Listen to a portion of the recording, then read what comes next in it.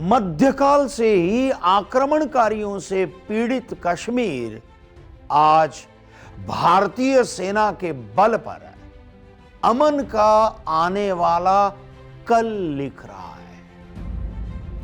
विषम परिस्थितियां और दुश्मनों से लड़ने के लिए सेना के जवानों को विशेष ट्रेनिंग की जरूरत पड़ती है।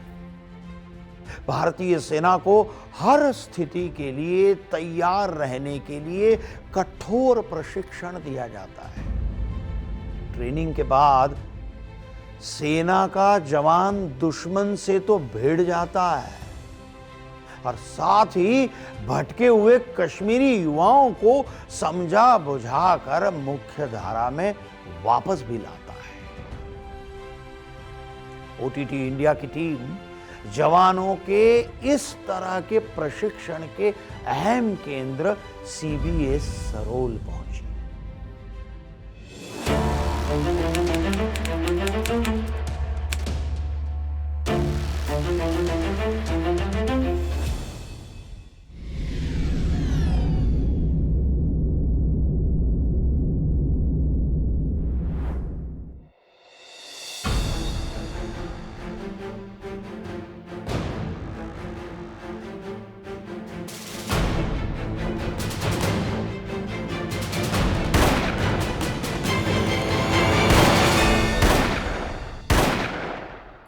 भारतीय सेना कश्मीर में बड़े पैमाने पर ऑपरेशन चला रही है। मिशन ऑल आउट के माध्यम से आतंकवादियों को खत्म कर रही है।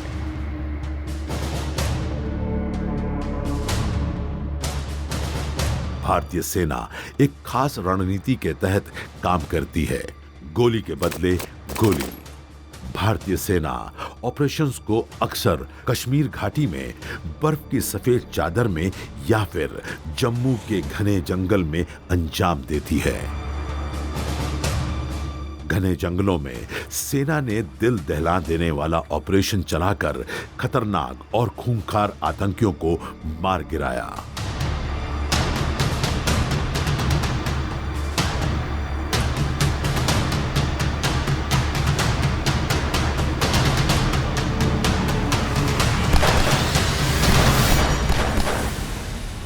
भारतीय सेना की पहली रणनीति बिल्कुल स्पष्ट है। इससे पहले कि हम सेना की दूसरी और तीसरी रणनीति को समझें, आइए जानते हैं कि सेना के जवानों और अधिकारियों को पहली रणनीति के लिए कैसे तैयार किया जाता है।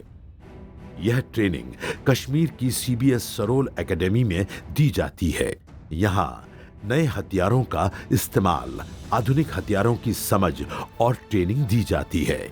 जवानों को नई तकनीक और हर स्थिति का सामना करने के लिए खुद को मानसिक और शारीरिक रूप से तैयार करना सिखाया जाता है।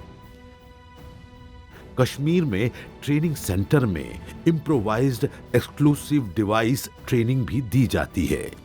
यहाँ आईईडी पर गहन प्रशिक्षण भी दिया जाता है। इसलिए आईडी किसी भी आकार और किसी भी शेप में हो सकती है। तो हर एक चीज को ट्रैक के ऊपर चलते समय हमें बड़ी ही सावधानी से और चौकसों पे चलना है। रास्ते में हमें ललचाने वाली चीजें भी मिल सकती हैं, जिनके साथ हम रोजाना हरकत करते हैं या रोजाना हम उन्हें अपने रूटीन वर्क में लाते हैं। और इस एरिया में मूव करना है या ऑफ ट्रैक में मूव करना है, तो उसी तरीके से हमने उन्हें लेते हुए चलना है। बाटे सावधान, ठीक है साहब? किसी को मेरी बताई हुई ब्रीफिंग में कोई शक नहीं? हाईटेक होते जा रहे देश की सेना को सीबीएस सरोल प्राकृतिक परिस्थितियों से भी लड़ने के लिए तैयार करता है।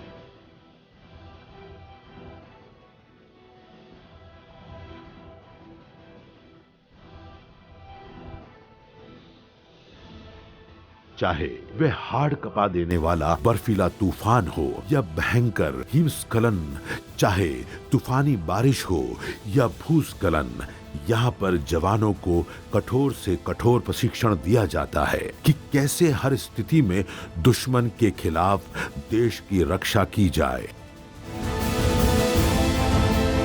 ट्रेनिंग में जवान का जितना पसीना बहेगा, उतना जंग में दुश्मनों का खून बहेगा।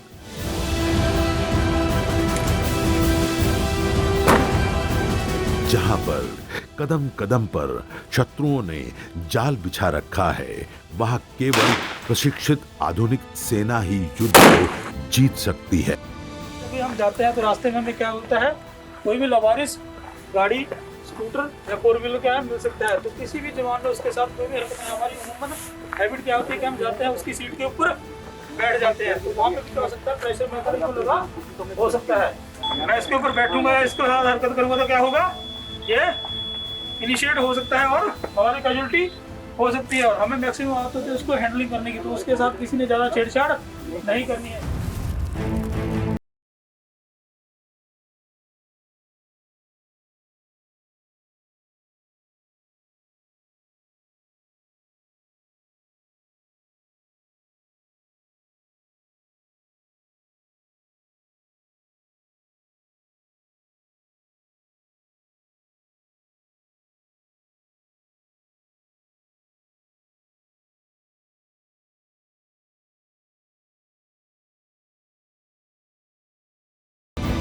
आतंकियों से सीधी मुठभेड़ में अक्सर ऐसा होता है कि सेना के लिए सबसे बड़ी चुनौती हथियारबंद आतंकी होते हैं।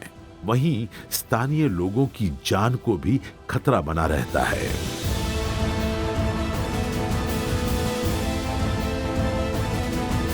कश्मीरियों के घरों में घुसपैठ करने वाले आतंकवादी अक्सर सेना के लिए दोहरी चुनौती पेश करते हैं, लेकिन यहाँ प्रशिक्षित जवानों को बखूबी पता होता है कि उस स्थिति में क्या करना है।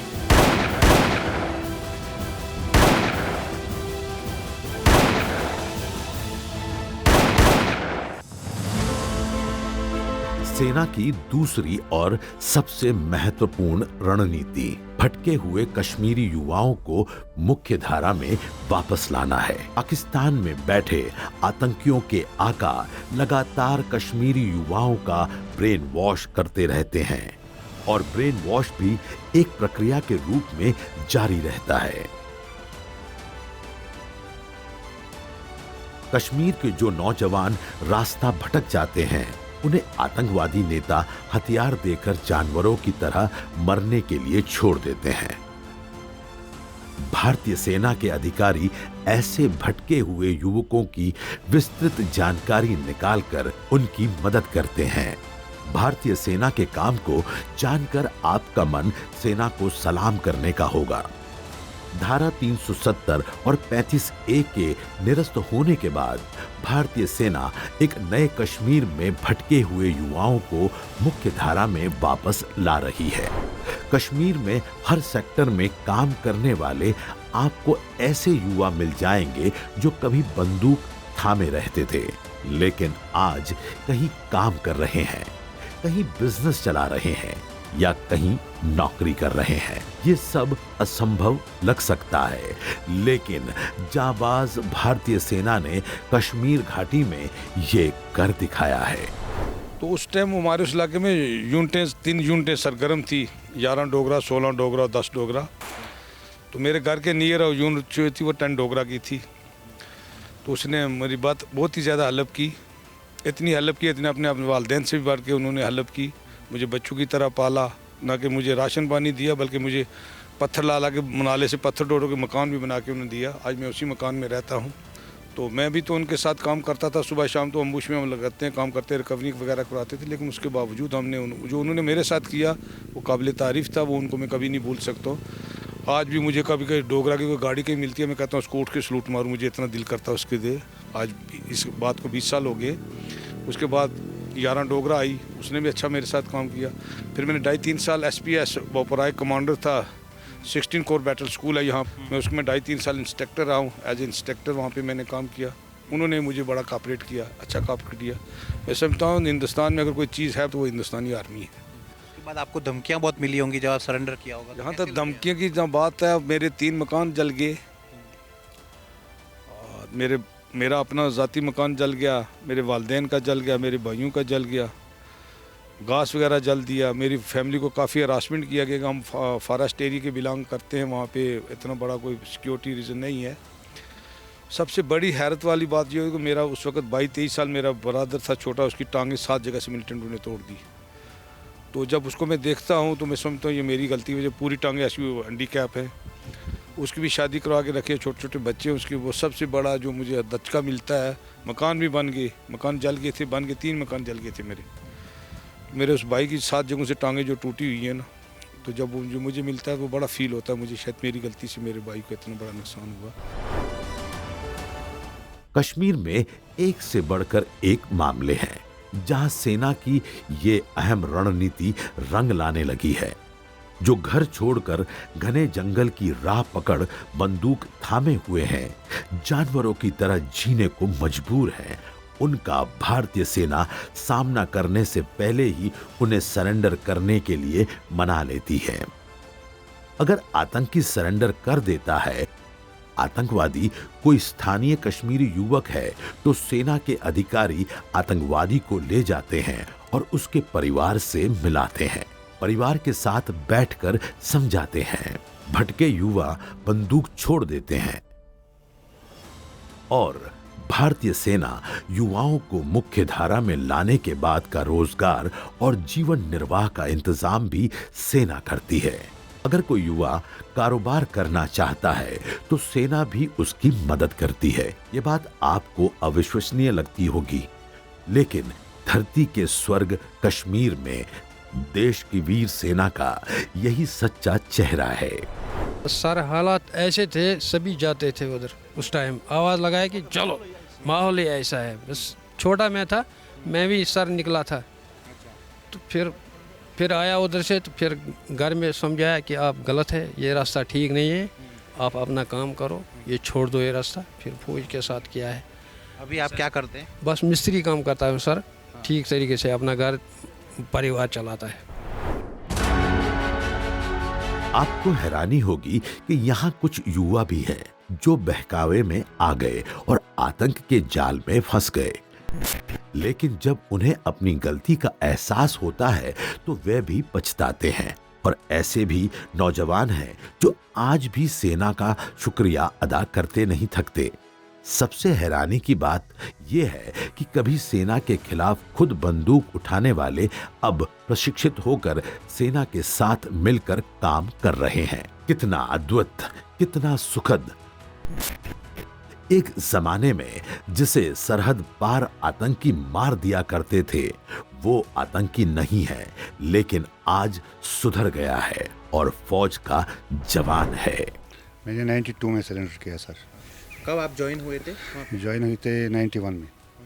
फिर 5-6 महीने उधर रहा, फिर उधर से आते ही सरेंडर किया। हमने सोचा ये गलत रास्ता है, हमने सरेंडर किया। अब कोई भी घर पर बैठते हैं, बच्चों के साथ काम करते हैं। मैं शॉपकीपर हूँ, इसको कोई दिक्कत नहीं है। अपने बच्चे भी पढ़ते हैं, शादियाँ भी हो गई है बच्चों की।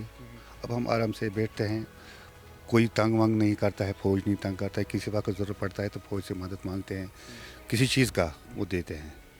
आज कोई टेंशन नहीं है। अब इज्जत की ज़िंदगी जी रहे हो आप? हम आज इज्जत की ज़िंदगी जीते हैं, ये फौज की मदद से, खुदा की मदद से। सवाल ये भी है कि अगर कोई आतंकवादी सब कुछ छोड़कर सेना की मदद से मुख्य धारा में लौटना स्वीकार कर ले तो उसके परिवार का क्या? क्योंकि ऐसे युवकों पर सीमा पार से हमले का खतरा भी बढ़ जाता है। तो जान लें कि सेना उनके भविष्य की चिंता करने के अलावा उनके परिवारों को सुरक्षा भी मुहैया कराती है। नए कश्मीर में देश की सेना का यह अद्भुत काम है। मैंने सरेंडर 92 में किया, 91 में मैं गया था पाकिस्तान।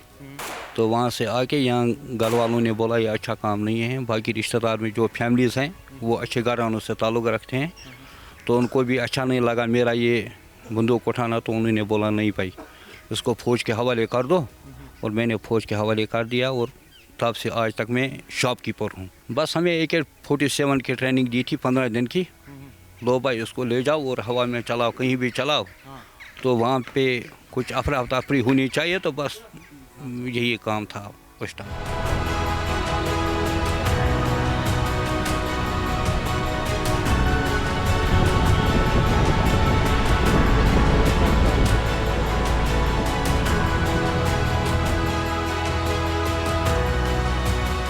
ओटीटी इंडिया की टीम ऐसे एक नहीं अनेक स्थानीय कश्मीरी युवकों से मिली जिसने कभी कभी अपने जीवन की सबसे बड़ी गलती की। भगवान का दूत बनकर आई भारतीय सेना ने आज उनको वापस मुख्य धारा में ले आई है।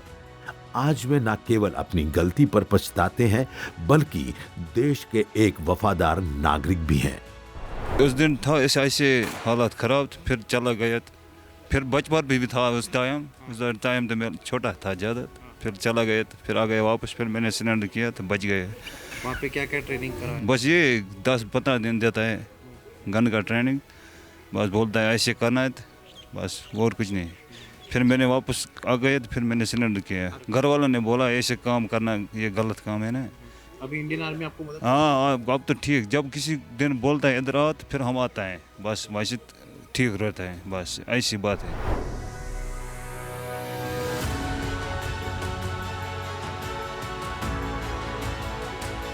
भारतीय सेना की तीसरी रणनीति है बेरोजगारी खत्म करना। खाली दिमाग शैतान का घर होता है। उसके द्वारा कश्मीर में बेरोजगार युवाओं को रोजगार देने के लिए भारतीय सेना मेहनत कर रही है। एक तरफ सबसे विकट स्थिति में सीमा की रक्षा करना और दूसरी तरफ चुनौतियों का सामना भी करना है। किसी कश्मीरी नौजवान के पास नौकरी ना हो और गुमराह होकर आतंकवादी ना बन जाए, इसीलिए भारतीय सेना उसे हुनरमंद बनाने की कोशिश करती है। सेना की इस तीसरी रणनीति के बारे में आगे बात करेंगे। फिलहाल देखते रहिए ओटीटी इंडिया।